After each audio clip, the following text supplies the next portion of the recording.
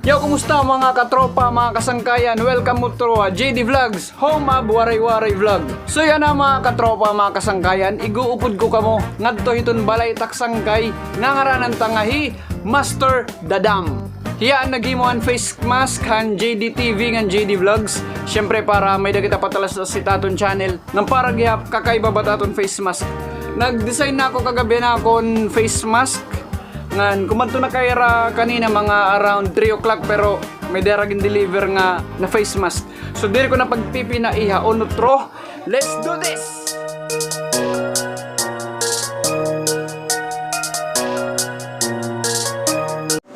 Yo, what's up mga katropa, mga kasangkayan? Naabtan ta nagyapi Dadam, may Master Dadam. Apay mo kita yan face mask para mapatalastas ta channel habang ginlalabanan tat COVID-19. Adi payagbaw mga usay ni kasi mana malusog gyapin niya. Pakilala ko lay Dadam, amoy pinakagwapo nga mask maker yan nga mga panahon. Diri niya mainom. Diri niya mainom nga bata. Titistingan namon pag imutak mask mga ma-produce la niya ako malima or manapulo lanay tapos tatagan kon mga buutan naton nga mga subscriber. So ang minute proseso iton pagimot kuan iton mask balitam gagamiton niya nga proseso sublimation. Maprintanay kami iya computer. Gin-design ko na para direya Korean para pagkanni diretso na tawag ini diretso na print nan pag heat press kanan mga gwapo mas kailangan ta protection ng tatkalugaringon na COVID-19.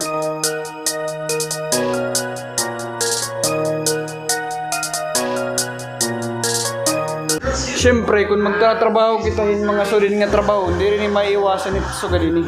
Kayo po din niya ito proseso. Tawag ni Red Horse Process. Di rin ako na inom, pero sangkay taman, di rin ta madididaan. Tiraon ta. Datagan ko kamo yung trivia. It's sublimation process, kailangan niya in heat press. So ganini. It heat press bagayan plancha nga dako tapos gin pre-press niya mapasoy niya nga area iningigbaw so may niya foam maubos. So papakita ko gab din ni tamon proseso para malinaw aton nga tanan.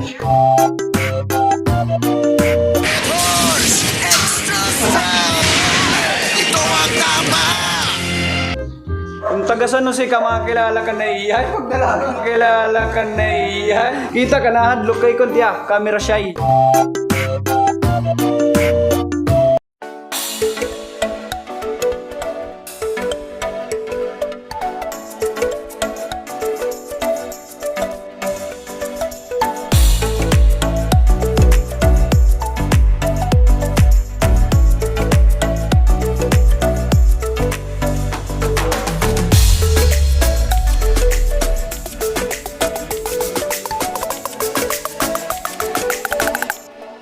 So mga katropa, mga kasangkayan na namon siya nga size na namon mask field kami, mission field kay nauto dang para talinga. So nagimo kami second version, ikaduha namon nga pag-testingan paraan mask.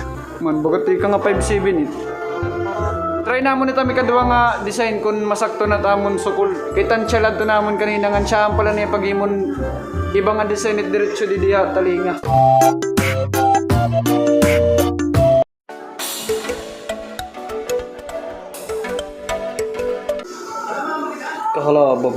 So after second try, mission failed na liwat.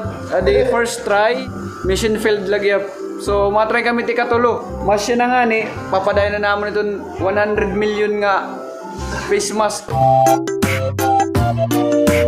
Katulo na namon pag-try, kaya namon duwa nga himo. Ansya ni kaduwa, toro sayo pansukol. Yan na may da kami katulo nga plano, gagamitan namon yung magic tape. Advice ni Master Dadam para ganado ko not fitting ba para natatakot at pagiging gwapo.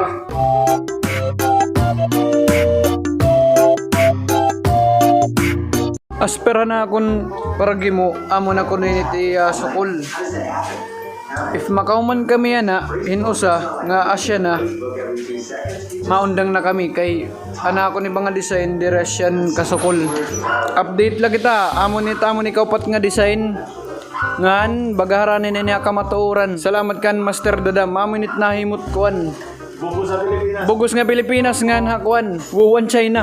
kaupat na nam nga design yan sana mas siya na ini. After ini magkuko na kami mag-bible sharing liwat kay amot-amon sinisinga kinadak-an nga pamatasan.